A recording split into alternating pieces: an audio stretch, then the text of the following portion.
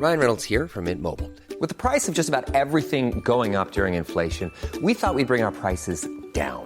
So to help us, we brought in a reverse auctioneer, which is apparently a thing. Mint Mobile Unlimited Premium Wireless. How to get 30, 30, bit to get 30, bit to get 20, 20, 20, bit to get 20, 20, bit to get 15, 15, 15, 15, just $15 a month? Sold! Give it a try at mintmobile.com/switch. $45 up front for 3 months plus taxes and fees. Promo rate for new customers for limited time. Unlimited more than 40 gigabytes per month. Slows full terms at mintmobile.com. Millions of people have lost weight with personalized plans from Noom. Like Evan, who can't stand salads and still lost 50 pounds. Salads generally for most people are the easy button, right? For me, that wasn't an option. I never really was a salad guy. That's just not who I am. But Noom worked for me. Get your personalized plan today at Noom.com. Real Noom user compensated to provide their story. In 4 weeks, the typical Noom user can expect to lose 1 to 2 pounds per week. Individual results may vary. Hey, Dave. Yeah, Randy. Since we founded Bombas, we've always said our socks, underwear, and T-shirts are super soft. Any new ideas? Maybe sublimely soft. Or disgustingly cozy. Wait, what? I got it. Bombas. Absurdly comfortable essentials for yourself and for those facing homelessness. Because one purchased equals one donated. Wow, did we just write an ad? Yes. Bombas. Big comfort for everyone. Go to bombas.com/ACAST and use code ACAST for 20% off your first purchase. Before we begin, this podcast is brought to you by the generosity of my Patreon supporters.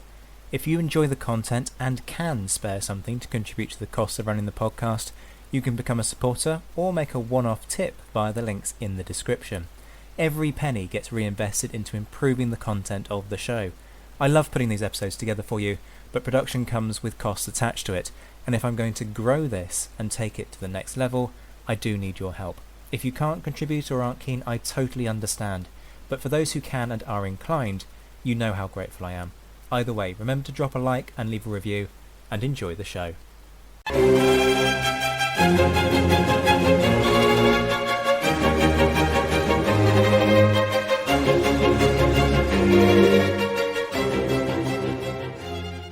Hello and welcome to the Napoleonicist as Wellington month continues. Today I am joined by Will Fletcher, a Napoleonicist regular in many respects. Having looked at Napoleon's way of waging war, it was the logical thing to do to have him back to discuss Wellington's warcraft. Will is a lecturer at King's College London and at the Staff College at Shrivenham, and has a PhD in this period, looking particularly at things to do with the Commissariat Department? I always get these wrong.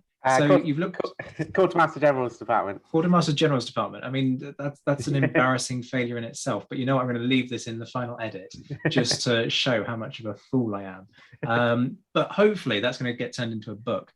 The point is, Will knows his eggs. It's great to have him back on. Will, how are you doing? Yeah, very good. Thanks, Zach, and thanks for inviting me on. Great to be back and to look at the other side of the coin and look at Wellington rather than Napoleon and see what his way of waging war was. Absolutely. It's an interesting point of comparison, isn't it? And perhaps that's kind of what we'll come to at the end in terms of weighing the two up. But before we look at Wellington's methods, let's discuss the nature of the army under his command. This is a very different type of setup to what Napoleon has at his disposal. So how is the British army kind of formulated in this period? Yeah, no, I think that's a fair comment in terms of the French army compared to the British army. And I think a lot of that obviously has to do with the nature of Britain at the time, very much a maritime power, and also historically so. And so obviously Wellington is dealing with a much smaller army. Also, there is very much a hangover from the English Civil Wars in terms of limiting the size of the standing army.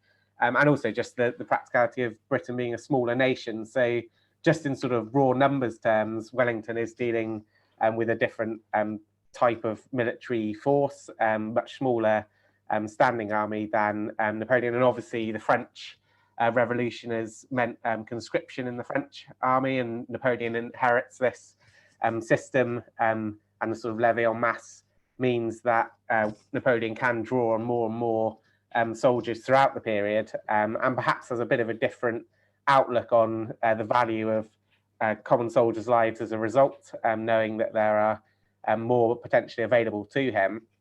And I think that really leads to the key difference between Wellington and Napoleon in their relationship with the armies that they're commanding, is that Wellington is commanding a British army, but one of many that are deployed around the world, whereas Napoleon is commanding the French army in terms of he is commander-in-chief of the overall French empire and the French armies, as well as being a field commander himself of one of those armies. And so there's a major difference there in terms of the relationship between Wellington and Napoleon and their armies, in the sense that, as I say, Napoleon's commanding the army completely, whereas Wellington is commanding a British army rather than the British army overall, if that makes sense.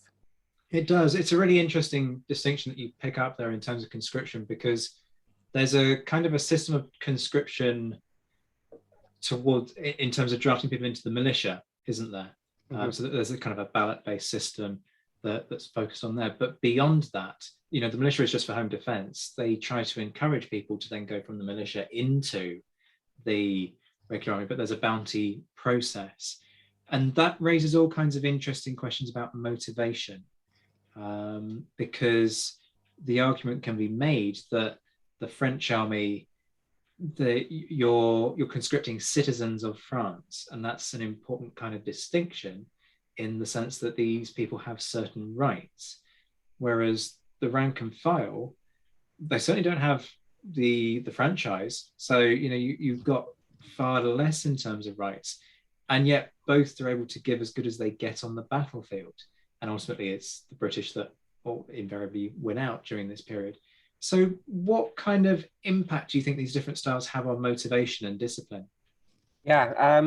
I think it's interesting. I mean, I'd probably go towards the side of things that is actually quite similar, in the sense of, and also throughout military history, that commanders or leaders have to motivate their soldiers. And clearly, as you mentioned, there is a distinction, and especially after the French Revolution, there is that sort of idea that the common soldier has an invested interest himself, but both at the end of the day are sort of fighting for various motivations, and one of the main ones is just sort of survival when they find themselves in this situation. A British or a French soldier in the middle of Spain, in whatever year we're talking about, is very much sort of concerned with staying alive, and normally the best way of doing that is, if you trust your commander, which is the key thing, is to sort of act as a cohesive body of soldiers that's going to sort of get through this together. And I think this idea of sort of small team motivation is really important, but also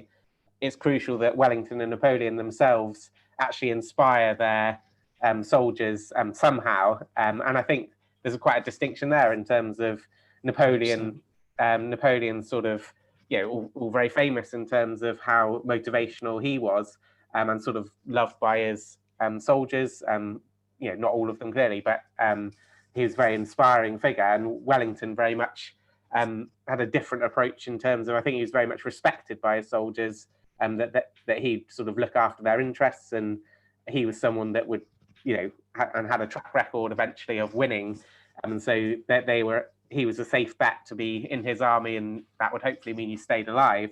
And there's two quite different approaches in terms of motivating the soldiers, but both had the same sort of end goal of trying to motivate them to fight and beat their adversary. So I think there are similarities and differences.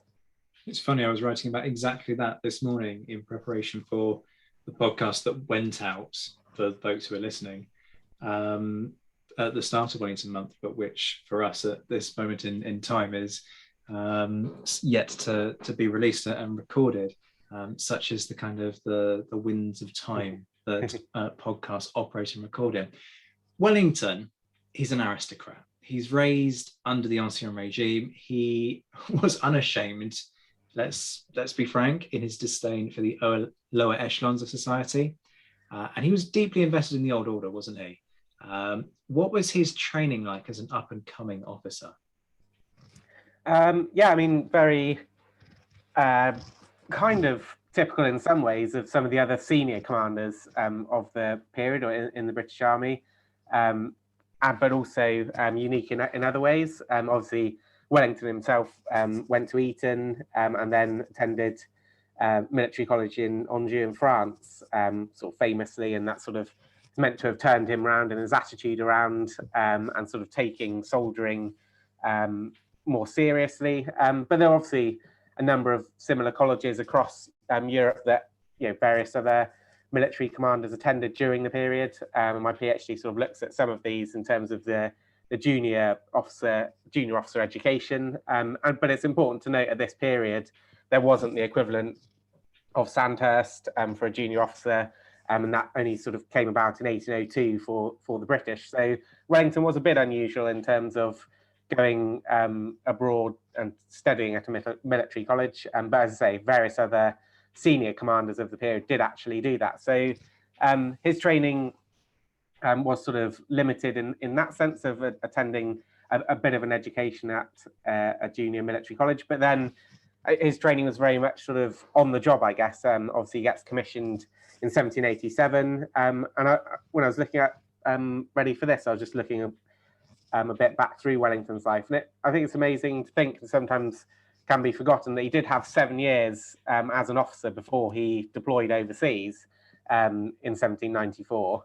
And obviously he went through the ranks and he was already a lieutenant colonel by the time he deploys. But that is 7 years of being in that environment and living the lifestyle of a typical officer in that period. Obviously, because of his family background, he becomes ADC to Lord Buckingham, the Lord Lieutenant of Ireland, and obviously is based in Dublin for a period. But this really gives him some good insight into how the army and the military works, and how it links to the political level as well, which I think is a key trait of Wellington's command, is really linking what he's doing in the military world to the broader sort of political considerations of the period, either on campaign or later, after 1815, when he is very much more on the political side of things. But all the way through his career, there's always this link between politics and the sort of military profession.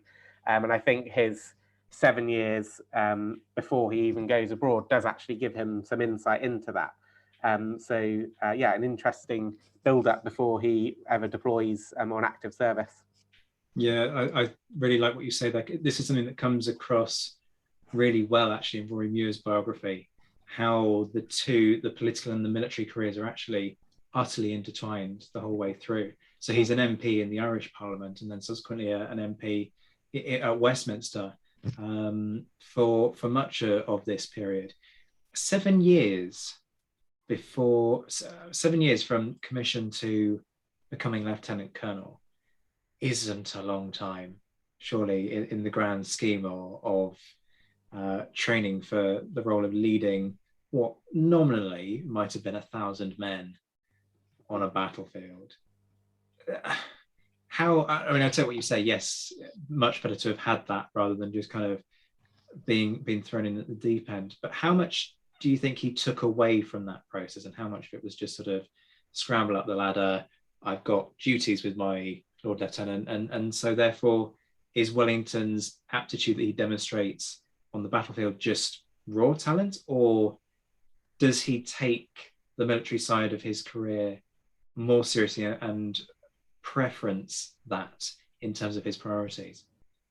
I think just in terms of comparison to modern day sort of soldiering, 7 years is a fair amount of time to have spent, if that's your full-time job, learning how to do the military profession, etc. So I think there is something to be said that it's a fair amount of time, and he is only commanding a battalion, which that is 1,000 men or 500 more realistically, and suddenly on operations, and clearly he hasn't had that experience of overseas service or active service. So I take your point there in terms of he is suddenly going in at the deep end, and these days you wouldn't find someone just suddenly in that position, having never sort of served abroad in any sort of capacity. So I think it's interesting to reflect on that. But I think he would have certainly taken away the sort of interior economy of how to sort of run a battalion. And,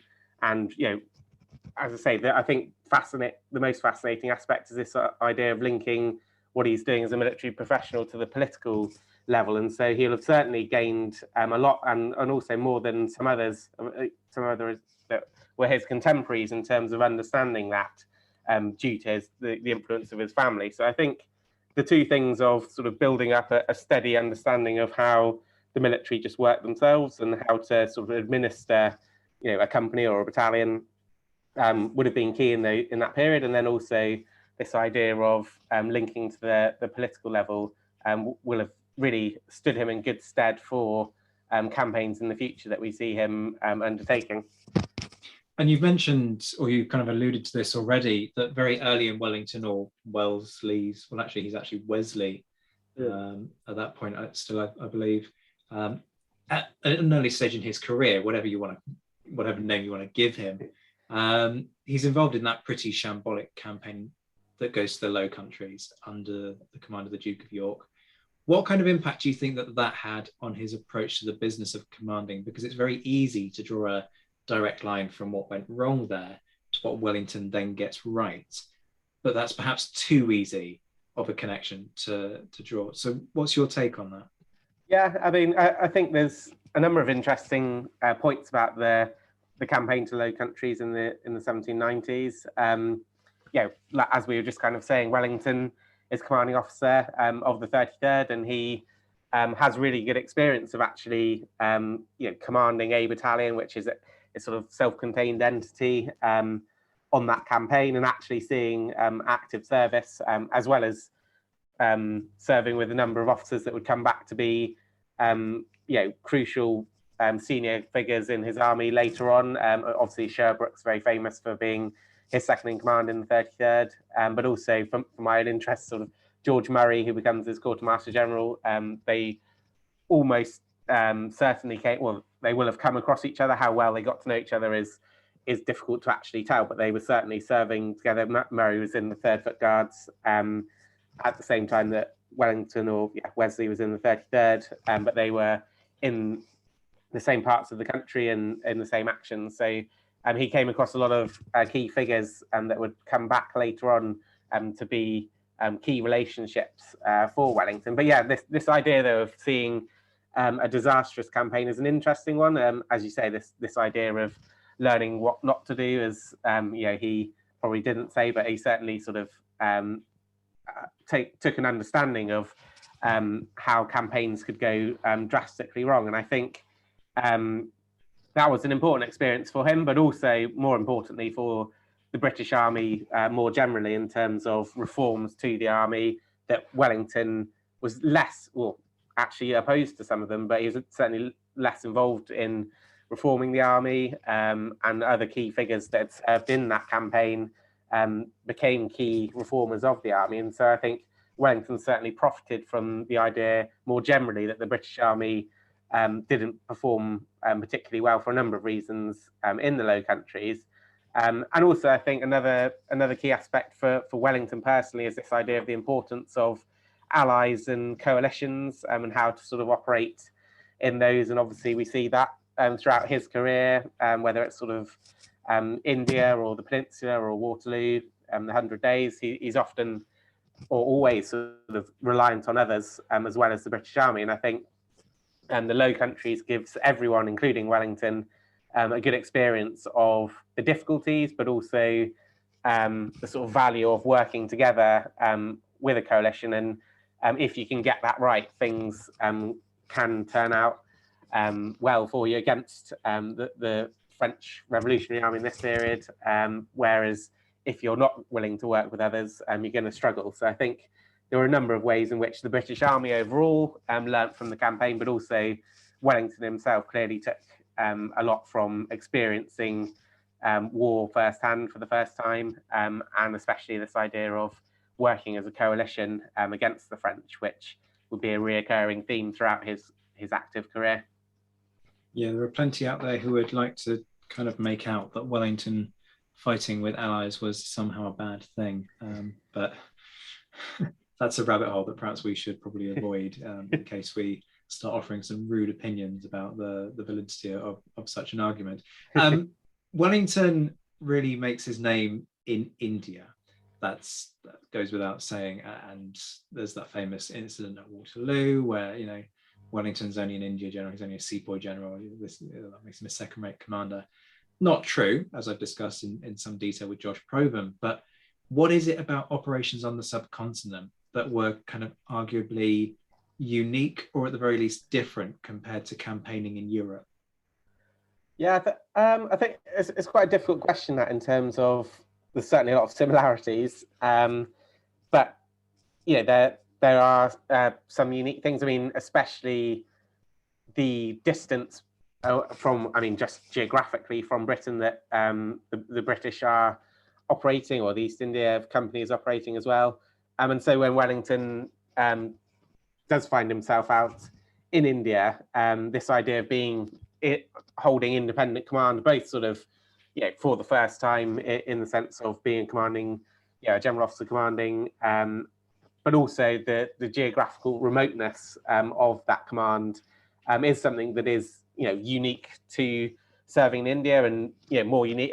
Okay, obviously he has independent command in Portugal and Spain, but that's much geographically closer to Britain. So I think the main unique thing, I think, is this idea that he was suddenly, because of his family connections, placed in a position of very sort of isolated command, essentially. And obviously he was working with other senior commanders in that theatre, but he suddenly finds himself as the commander without really relying on very many other people in the middle of nowhere, essentially. So I think that's important for developing his style and understanding of command, because he sort of has nowhere else to go. He's very much the person in command out there. But yeah, I think there are also a lot of similarities and lessons that he sort of, and experiences that he builds on from fighting in India. And you can see a lot of these in the Peninsular War later on, in terms of fighting in a difficult and sometimes remote climate, and all the issues of supply that are apparent in India. And then obviously, sort of famously, he sort of has to deal with in the Peninsula, and all the sort of usual things about the importance of battles and sieges and sort of manoeuvre are all important. And also, like we were talking about earlier, sort of motivating, how do you motivate your army to sort of follow you and trust you in battle? And I think Wellington cutting his teeth in India is absolutely crucial for him to sort of understand how to do this. And we see a lot of this then translating into his fighting in Europe later on. Okay, so let's dive in with the big one, shall we? When it comes to Wellington, as everyone knows, it's the Peninsular War. Talk us through how he goes about his business on campaign. I mean, he is a meticulous individual, to say the least. Mm-hmm, mm-hmm. Yeah, I mean, obviously. Hey, I'm Ryan Reynolds. Recently, I asked Mint Mobile's legal team if big wireless companies are allowed to raise prices due to inflation. They said yes. And then when I asked if raising prices technically violates those onerous 2-year contracts, they said, "What the f*** are you talking about, you insane Hollywood ass?" So to recap, we're cutting the price of Mint Unlimited from $30 a month to just $15 a month. Give it a try at mintmobile.com/switch. $45 up front for 3 months plus taxes and fees. Promo rate for new customers for limited time. Unlimited more than 40 gigabytes per month. Slows full terms at mintmobile.com. Millions of people have lost weight with personalized plans from Noom. Like Evan, who can't stand salads and still lost 50 pounds.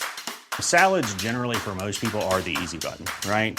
For me, that wasn't an option. I never really was a salad guy. That's just not who I am. But Noom worked for me. Get your personalized plan today at Noom.com. Real Noom user compensated to provide their story.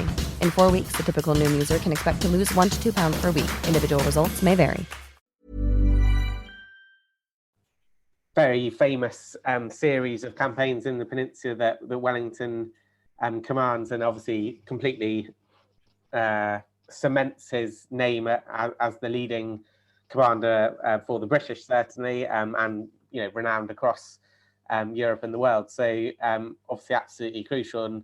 But I think in terms of the way he goes about his business, I think the key things are he's very calculating in how he's going to conduct these campaigns. And I think it's worth highlighting the fact that it's very easy to sort of generalize Wellington's approach during the Peninsula, but each of the different campaigns he finds himself in as we roll through the different years of the peninsula.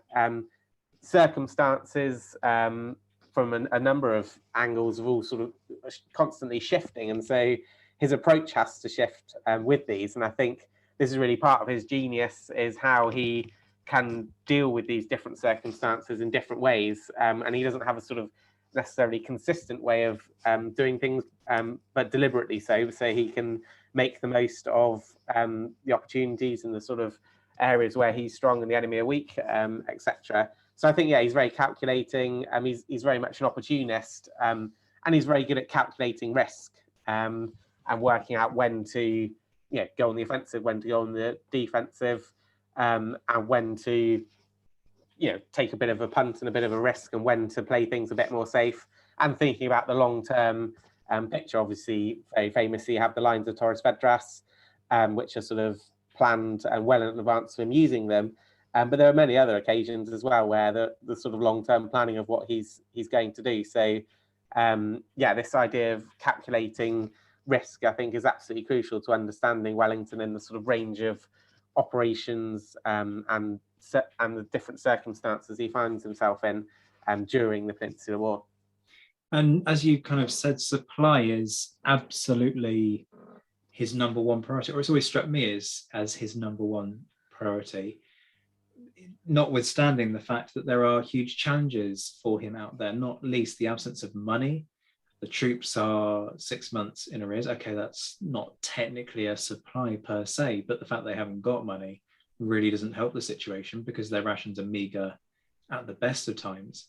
The fact they're not getting the pay means they can't supplement the rations. The rations, sometimes they're there, he does his best, but there are other times when they're just not getting the food that they need, right? So what's Wellington's role within that? Is that really Wellington, or is it other individuals who are responsible for that?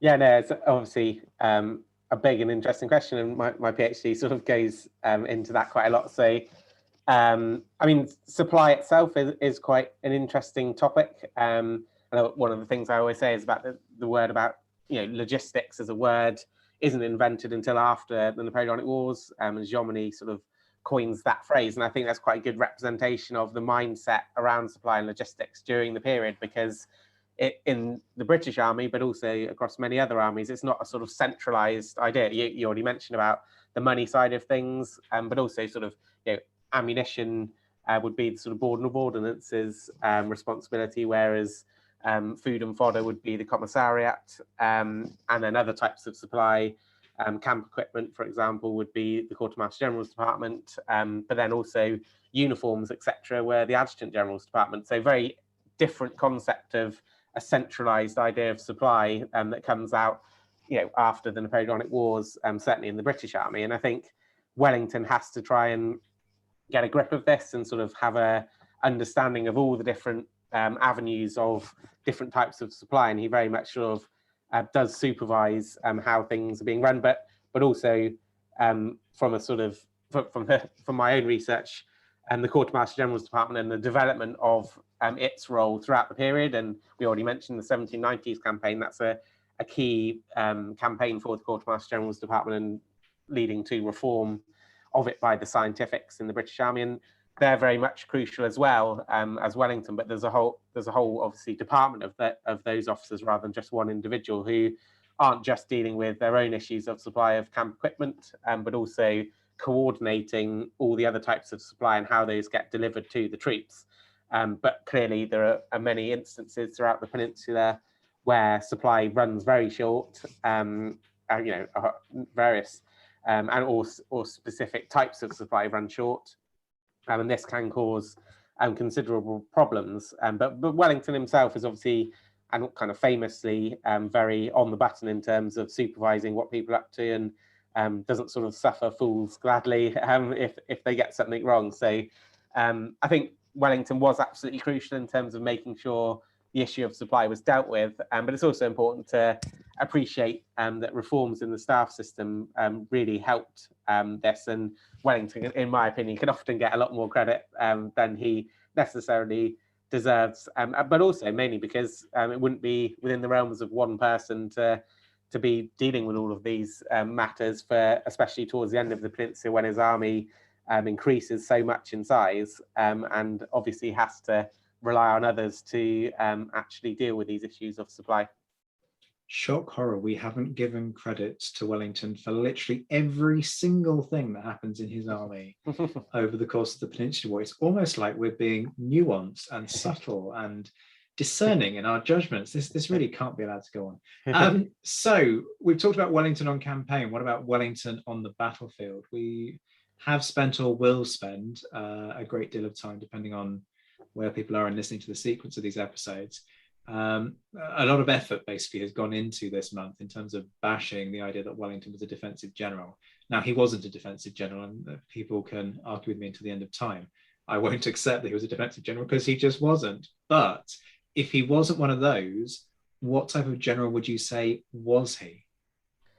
Yeah, interesting question. I mean, the idea about the defensive general is obviously, not correct. And I think it's sort of well known amongst historians of the period, and that's not correct. And it's very much a thing that comes out of Waterloo, and how famous that battle is. Obviously, he's sitting on the defensive there for valid reasons. I mean, obviously there are other battles as well, but I think it really goes back to what I was saying earlier in terms of him being very calculating, and working out when to be on the offensive and when to be on the defensive, and also, I think when you talk about on the battlefield in terms of the tactical level, sort of using the assets that he had and the British Army had sort of built up prior to and during the Peninsula War, all of which are sort of well known and written on in terms of a heavy use of skirmishers and the skirmish line to sort of soften up the enemy, and the reliance of sort of the firepower of the line versus the French column. And Wellington very clear on his direction for the artillery, not to engage in sort of counter battery fire. So there's all sort of very sort of small tactical issues that Wellington oversees and makes sure his army is sort of pulling together to work towards. And I think this is really important when we talk about on the battlefield and at the tactical level to the Allied success in the Peninsula. And obviously this translates very strongly into the Portuguese army, and to a certain degree partly to the Spanish army, but they sort of, especially when they're working with Wellington from 1813 onwards. So I think, clearly he wasn't just a defensive general, and he sort of was good at calculating when to be on the offensive and when to be on the defensive. And there are very many sort of very good examples of battles in which he suddenly makes the key decision at the key time. And obviously there's the famous idea of him being on the spot during a battle, often risking his own life in the process, and very nearly being killed on a number of occasions, which I think was absolutely crucial to his success.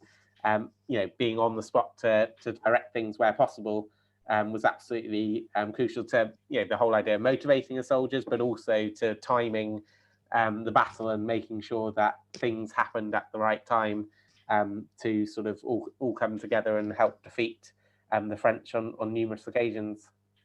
I was going to pick up on exactly that point, actually. To what extent is that Wellington as the micromanager?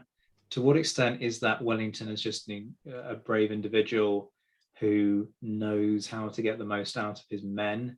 And to what extent is that just kind of almost being brave to the point of being a little bit dumb in terms of placing yourself in harm's way? And there's a very different philosophy of command, partly because of the size of armies during this period. It's not like Britain doesn't have a succession of commanders who are killed in the moments of victory, vis-a-vis Moore, Abercrombie, Wolfe. So is this just a tradition? What's the rationale behind it, or is it a combination of all of them? I think mainly, as you said at the end there, in terms of there were a lot of commanders that are killed in the heat of battle, and not just during the Peninsula War or even the Napoleonic Wars, but as you mentioned, sort of commanders beforehand, but also right up until the Second World War and beyond, in terms of needing to be on the spot to make these key decisions. And Wellington was very much of that school of doing things, but not just to show that he was being brave, but out of necessity to make sure he could oversee victory. And coming back to our initial discussion on Wellington and Napoleon's approaches, Napoleon clearly was himself in danger on a number of occasions, especially when he was more junior, but even when he was more senior. But Napoleon had very different considerations in terms of he was, the commander of not just the army, but the French Empire, etc. So him risking his life was quite different to Wellington as just an army commander in the field, where his duty was very much to oversee his army being victorious. And, if he fell in the process, someone else was expected to step up to the plate. So he was very much a sort of product of his time. And I think, and also, periods beforehand where commanders were often killed in the front line. I think Wellington was just incredibly lucky in a number of senses to escape with his life. Again, linking it back to the staff, a number of his staff that are riding close to him are killed throughout the Peninsular War. And then obviously at Waterloo, famously, a very high proportion of his staff are killed or wounded or mortally wounded around him. So I think it's not unfair to say he was just incredibly lucky, but he saw that approach as necessary, and I think that was a key aspect of why he was so effective as a commander. I'm often struck that one of the British commanders where comparisons are made is Moore, and Moore is sometimes compared quite unfavourably to Wellington. I'm not always convinced that comparison is a valid one, not least because Moore makes some mistakes in the course of what becomes the Coruña campaign, but also has a pretty impossible situation in the sense that when the French come pouring back into the heart of Spain in that kind of winter of 1808, the Spanish armies are kind of knocked to the four winds, and there isn't a huge amount that can really seem to be done. So what was your stance on this? Do you think that the unfavourable comparison is fair? I think I agree with you in the sense of I think it is unfair to be particularly critical of Moore, and it would be one of those very interesting what ifs to actually work out what Wellington himself would suggest. Obviously you could go into that in terms of what he would have actually done differently, but it was a very difficult set of circumstances that led to the retreat to Coruña, and Moore had to deal with that. But I think, and I'm very interested in the campaign from a staff perspective as well, and how they function. It's absolutely crucial to the development of the staff system during the period. But I think Moore and Wellington are certainly very different commanders. Moore is much more sort of loved by his men almost, and as we mentioned earlier, Wellington's more respected.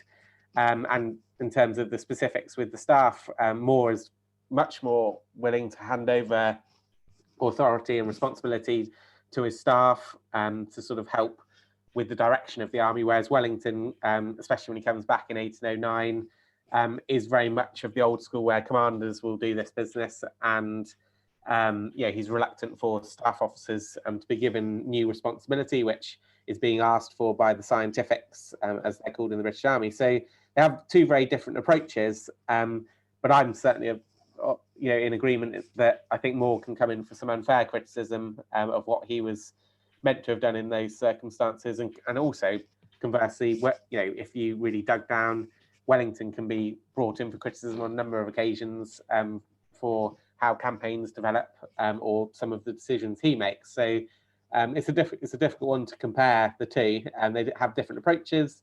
And clearly Moore's killed, so there's not much to go on after that period, whereas Wellington obviously rises to prominence throughout the Peninsular War afterwards. So it's a difficult one, but I agree that I think Moore can come in for unfair criticism.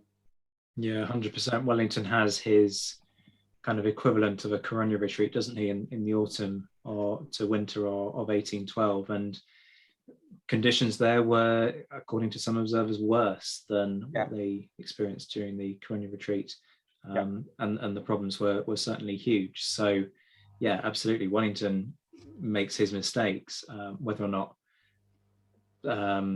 the two equate is something that's almost sort of academic, isn't it, in terms of which is which. I'm not sure that those experiencing either would have really cared to make too much of a comparison, because it's all pretty horrific. But yeah, let this not be a cult Wellington session in this episode. Yes, Wellington makes his mistakes. And that brings us on quite nicely to what I wanted to talk about next, which is those general failures of Wellington when it came to his style as a commander, not least that refusal to delegate. Is that paranoia on his part, or is it his kind of, is his micromanaging kind of justified? Yeah, I mean, I think it's an interesting one, this idea of him, whether he delegates or not, for a number of reasons. I mean, the idea about having a second in command, I think, is also a very interesting debate, which often is directed at Wellington not being willing to have a second in command. But it's important to realise that the Duke of York, the Commander-in-Chief, as well as a number of other political figures and military figures, and the Army headquarters at Horse Guards was absolutely crucial to appointments. So for Wellington not to have a second in command or designated one wasn't just down to Wellington, and there are periods throughout this period where there is a second in command appointed to different armies, but also where there aren't second in commands appointed. So that can be problematic. But I think certainly Wellington very much did dominate headquarters and also his subordinates. I think it's been interesting for me this year, having done quite a lot of work on the Second World War and looking at Montgomery, and I've been sort of struck this year reading up on all of that, how there are a number of sort of similar traits between the two in terms of being quite difficult individuals, or difficult characters, and sort of this idea of not suffering fools gladly, and not being afraid to sort of have a serious go at someone, or even try and get people, or effectively getting people sacked. So this idea of them being quite difficult is a theme that makes them good commanders in a lot of senses, but also very difficult to get on with. And I think it's actually a key part of Wellington's trait is he manages to drive his subordinates and drive his headquarters through being a difficult individual, but also that means he gets results. And perhaps going back to our conversation just before, had more carried on throughout the peninsula, he would have certainly had a very different approach to that, and a much more sort of collegiate approach, I think. And whether that would have worked more or less effectively is obviously, as we were mentioning, very difficult to actually assess. But certainly Wellington's approach works very effectively, but he makes a lot of enemies in the process within his own headquarters and his own subordinates. But also it's important to realise during this period, it's quite difficult with the character of war during the Napoleonic Wars to really delegate that effectively, mainly because of limited communications and relatively small staff systems. That mean it's quite difficult to actually coordinate things unless you're sort of within eyesight of them, or you can send an ADC to send a message to someone else. So at the sort of tactical level as well, Wellington has to try and sort of grip the situation in order to get results, rather than letting things slip too much and offering too much independence to some of his subordinates because of the issues that can raise. For me, sort of Vittoria is always really interesting in that, where his army sort of expanded considerably by that period for that campaign, and obviously Vittoria is a major battle which he's trying to knock out a huge part of the French army, and because of the size of the operation, his force is sort of spread out more than it had been traditionally, and there are real issues there of how do you actually coordinate a much larger army without being there in person with every part of that army. And so just the nature and the character of war during this period means that Wellington does have to dominate and refuse to delegate in some ways, in terms of that being the most effective way of getting the results that he needs to. So I think it's a fair criticism, but also it's a criticism that actually was one of Wellington's key traits that made him so effective. And also at the end of the day, he was having to take responsibility for what he did. So had it all gone wrong, he would have also been the person to have to face the consequences. So it's an interesting point about his lack of delegation, but also one which was a key asset of his approach to command. Absolutely, and ultimately it did get results, even if holistically, you know, perhaps there was more to be gained in the longer term by allowing people that sort of greater degree of independence. But again, you've got the question marks of, well, what would have happened if he had done that? And we can never know the answers there.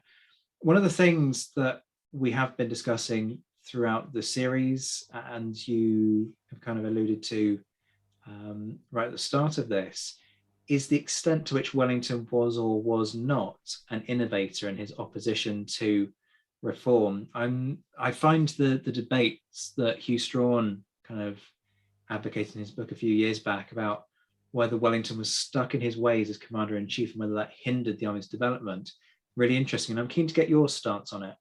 Mm-hmm. Yeah, I mean, well, very specifically from my own research, it's something I'm actually just going into now for the book, because my research, my PhD finished in 1814, took the sort of developments of the staff up to then, but the book is expanding that out. It's very interesting, Wellington's attitudes to the scientifics and the ideas of reform in the army. He was very sort of opposed to that reform, and it led to a number of difficulties throughout the period and throughout the Peninsular War.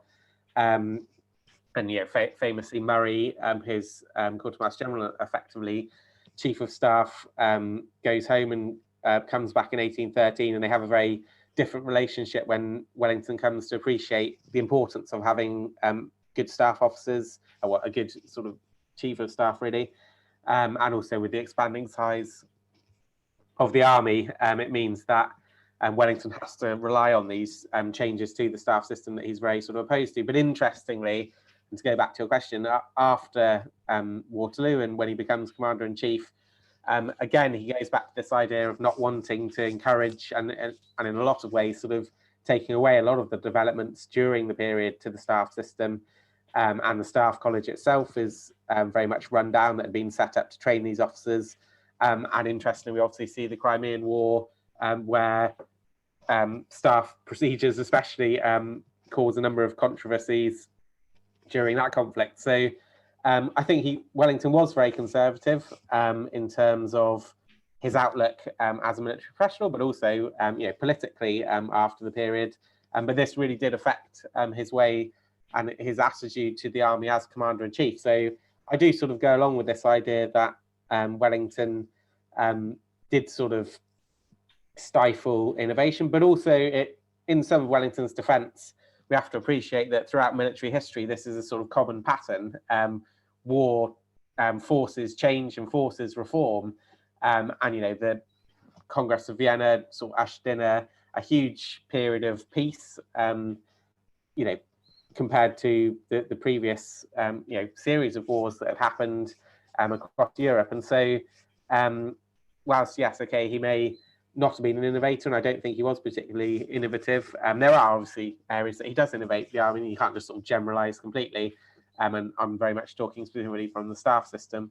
But on the other hand, this is a pattern that we see throughout military history, so it's not really just Wellington's side of things, but I think that's something that many commanders-in-chief seem to be guilty of after a period of great success. You can sort of rest on your laurels slightly, and also issues surrounding funding, etc., are always reoccurring in terms of that decreasing and the size of the army decreasing after large wars. So it's also a bit of a product of the end of the Napoleonic Wars and the product of Wellington being so successful himself in the field, that a good field commander and a good commander-in-chief aren't necessarily the same thing. And I think it can be a fair criticism of Wellington that he was clearly a very, very effective field commander, and it's a bit more questionable his approach as commander-in-chief and his results there. So I think there's definitely a sort of discrepancy between those two things, in my opinion.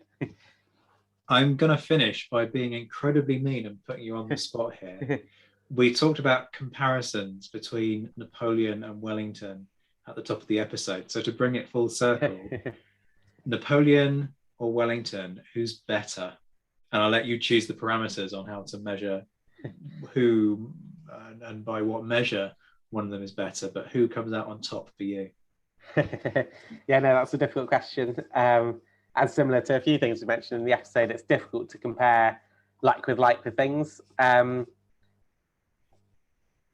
It's a difficult one. I think Napoleon, despite all of his flaws, is a great military commander on campaign, etc., and defeats various countries outright. But there again, Wellington has an excellent track record, and so both are very good military commanders.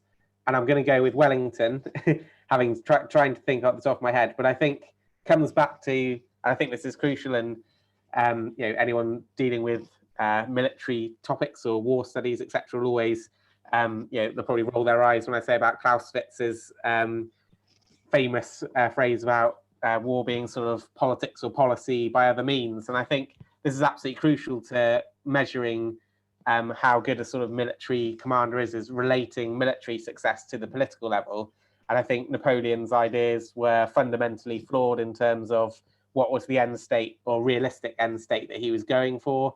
And it was inevitable that because he just needed to keep creating war, that end state was very difficult to achieve, and obviously led to his downfall. Whereas Wellington was much more realistic about, and also, as I said, it's difficult to compare the two in a lot of ways, but he was operating in a more limited way. But Wellington did manage to translate what he was doing as a military practitioner to the sort of political level. And so I'd go with Wellington in terms of being able to link what he was doing with war to achieving sort of peace at the end and sort of political end state that he wanted. Although that's me very much thinking off the top of my head. So thanks for putting me on the spot there. Oh, that's an absolute pleasure. I do like to make my guests sweat for the sake of our listeners. It's really interesting actually, because on balance, I would, and it might even pain me slightly to admit this, though folks will have already heard it in the first episode of the series. Of the two, I think Napoleon was probably on balance better. I think that, and this is just my personal reading, that Napoleon on his best day could easily have handled Wellington on his best day. But that doesn't factor in what you've pointed out, and it's a really interesting stance, that actually what is your goal in waging war? And Napoleon's goal in waging war ends up becoming his downfall, as you say, in that he's looking for that crushing victory to dictate the peace, and the peace extracts too much, and so that generates further war. Wellington, as you say, he doesn't have that headache. Somebody else wages peace for him, if you will. So yeah, that's a really interesting point to caveat that. I like that a lot. Will, it's always a pleasure to have you on the Napoleon Assist. Thank you so much. Folks can follow you on Twitter. Is it at 1815 Fletcher? Yes, that's right. Yep. So folks, on Twitter at 1815 Fletcher. When your book comes out, come back, because we need to discuss the Quartermaster General's Department, not the Commissariat Department, as I incorrectly attributed you to earlier, although you did kind of demonstrate why I get them all confused in my head, because Ordnance, Commissariat, Adjutant Generals, Quartermaster Generals, it's all quite complex. So I admire you for tackling the topic, I really do. But it's been an absolute joy. Thanks very much. Yeah, no, great. Thank you very much, Zach. Really good to be on, and look forward to hearing all the results of Wellington month when they all come out. I always thank my Patreon supporters, but have good news for those of you who don't want to make a regular contribution, which I completely understand, but do perhaps want to leave a one-off tip. You can now tip the Napoleon Assist via Ko-fi, the link is in the description, and know in advance that your generosity, whatever the size of your tip, is hugely appreciated. And of course, no episode would be complete without a shout out to my Patreon supporters, who keep the podcast going through their generous subscriptions. A particular thanks to my Commander patrons, Ger Brown and Jane Davis, and my Mentioned in Dispatches patrons, Alexandra Lyon, Josh Keeney, Gareth Copeland, Ross Flowers, Jim Deary, Lucy Tatner, James Bevan, Roy Muir, Lynn Dawson, Beatrice de Graaf, Anna Vakulenko, John Haynes, Brendan Teeling, an anonymous Canadian, Alex Churchill, and Rob Griffith. There are a few perks for supporters, including a discount code from Pen and Sword, and Commander patrons get to influence these themed months. In fact, voting is open for the next themed month right now. So if you want to dictate where this podcast goes in the future, check out the link in the description for more details. Join me in a few days' time when Wellington month will continue. But until then, I'm Zach White. This has been The Napoleon Assist. Take care of yourselves, my friends. Stay well, stay safe, and as always, thank you for listening.